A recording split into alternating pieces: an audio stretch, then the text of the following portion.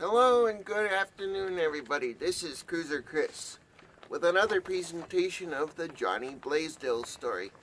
Today, we're going to make a few changes, and instead of doing one portion of the story, we're going to do two portions of the story. So this is going to be parts 7 and 8 of the story. And if you all haven't noticed, we decided to change the location of today's readings because I'm outside. So, we begin. Sue answered Tracy's call, and Tracy asked Sue if they could meet at some point, someday, before Kendra's next shift, which would have been the following Saturday.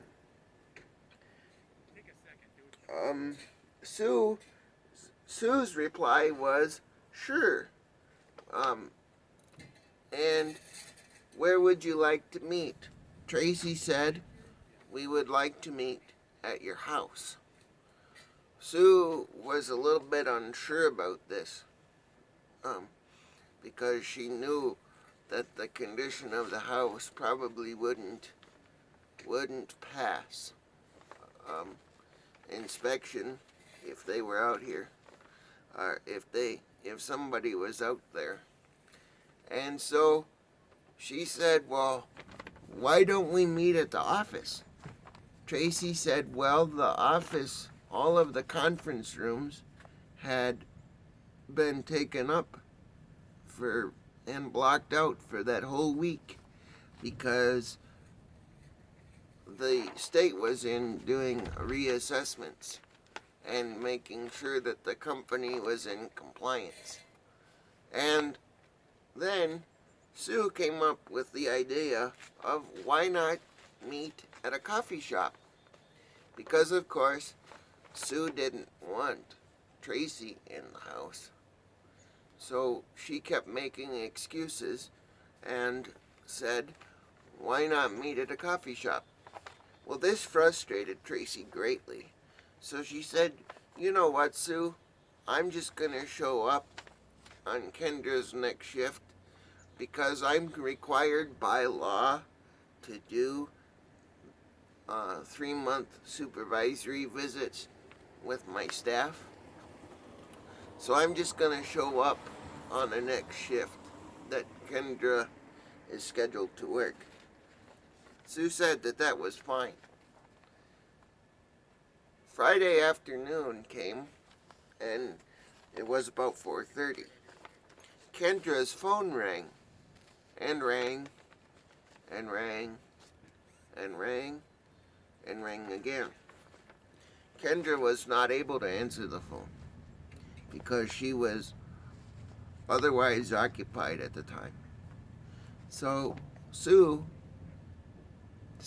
a message was left on Kendra's phone. After Kendra was done with what she was doing, she listened to the message. In the message it said that something came up last night. We are not going to need you to work with Jhonni this Saturday. We have all been feeling kind of under the weather for the last couple of days, and we will let you know by Saturday at 7 p.m. whether we'll need you for Sunday. But they for sure didn't need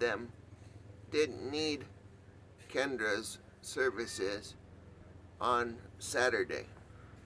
So Kendra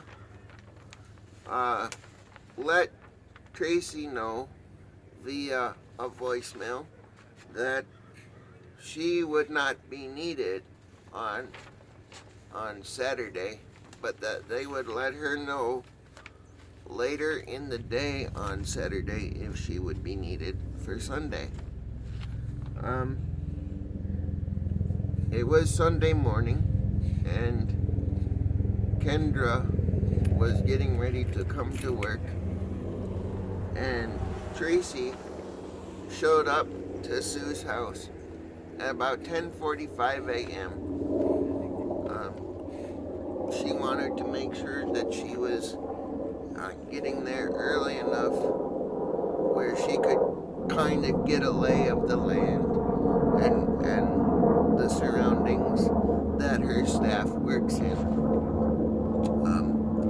So about 10:45, Kendra shows up, and they both walk to the door together and knock on the door.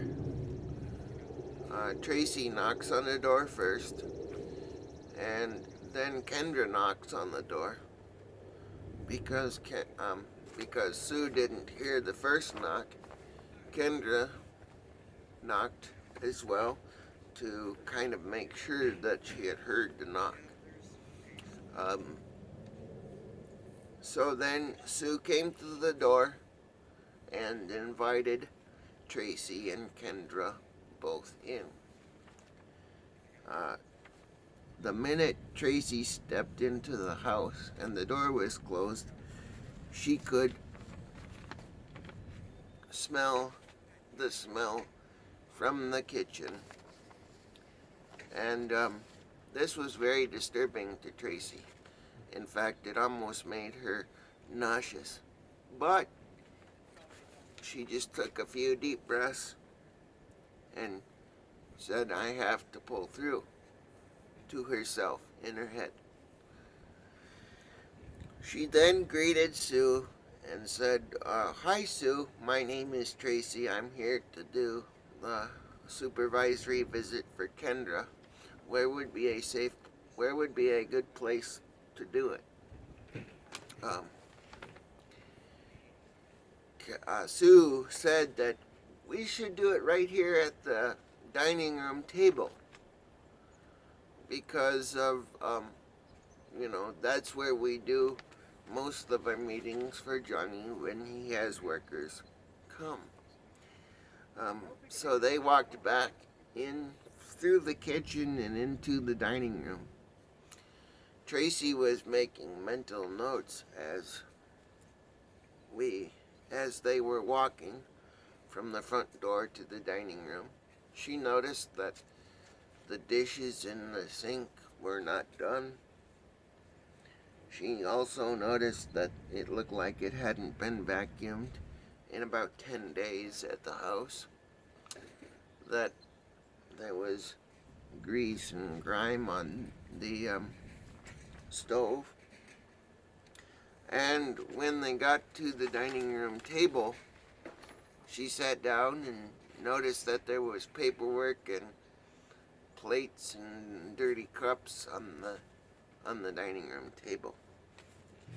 She opened the meeting by saying that she had some concerns about Sue leaving Johnny and his two other siblings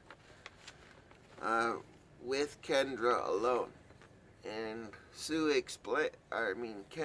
Tracy explained to Sue that that was not appropriate, and that the PCA company and the PCA herself could get in trouble with the state and county if the parents leave minors unattended with a PCA for too long of a period of time.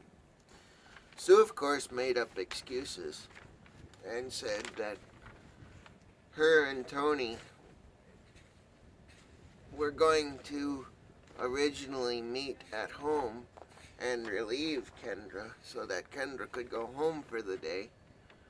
But something came up with Tony, and he decided to stop off at a bar on the way home and wanted Sue to meet him there. Sue didn't see anything wrong with this and decided to leave Johnny and the other siblings there with just Kendra.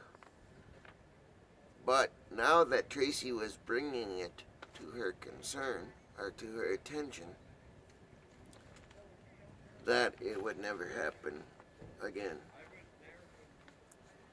Tracy then had Tracy then had Sue sign a summary of what had been discussed at today's meeting, which included the condition of the house. Sue was embarrassed by this and told Tracy that by the next time Kendra was scheduled to work, the house would be cleaned, and that she was very apologetic for canceling yesterday's shift, just that the kids and the family wasn't feeling the greatest, so she felt that it wouldn't be fair to have Kendra be there. Sue signed the papers and then said,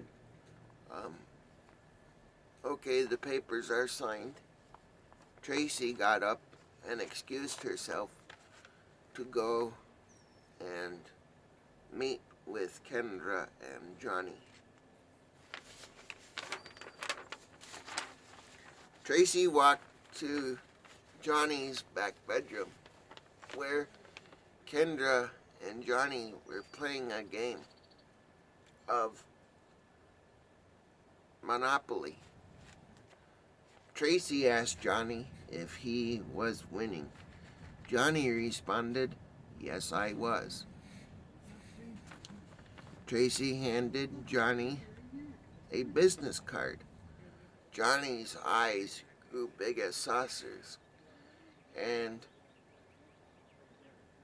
they were both excited to see that Tracy took a moment to show Jhonni that for the first time in his life, somebody cared about him and his welfare, and made him feel that he was important enough to receive such a big thing as a business card. Jhonni said, why are you here? Tracy said to Jhonni that she was just there to do a supervisory visit for Kendra and to also make sure that Kendra was fulfilling her job duties to the best of her ability. Jhonni said, okay. Tracy said, if you have any concerns or questions, my number is on that business card. If you need to get a hold of me, call me on the number. I might be busy when you call, but leave a message and I'll get back to you at my earliest convenience. Jhonni said thank you. Kendra then got up and walked out of the room, where her and Tracy had kind of a final meeting before Tracy departed. Tracy said that to Kendra that her and Sue had a meeting and that everything was documented, and Sue said to Tracy that everything would be cleaned up and look somewhat presentable the next time Kendra was scheduled to work next weekend. So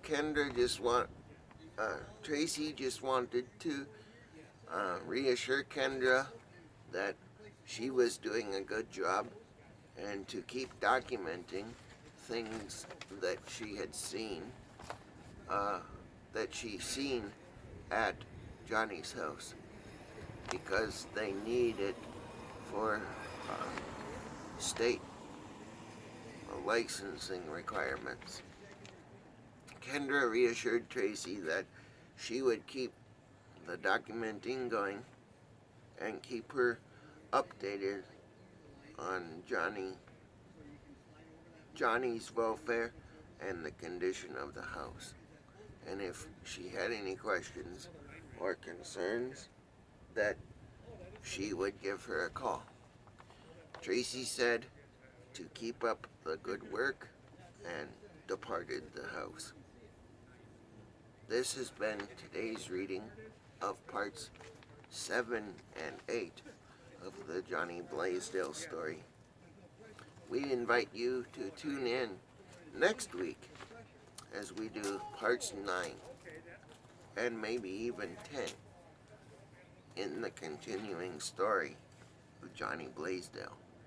We hope that you've enjoyed this video, and we'll look forward to producing more videos for you in the future, starting next week. Have a good day. We'll talk to you again all soon. Be safe, be happy, be healthy, and we'll see you next time.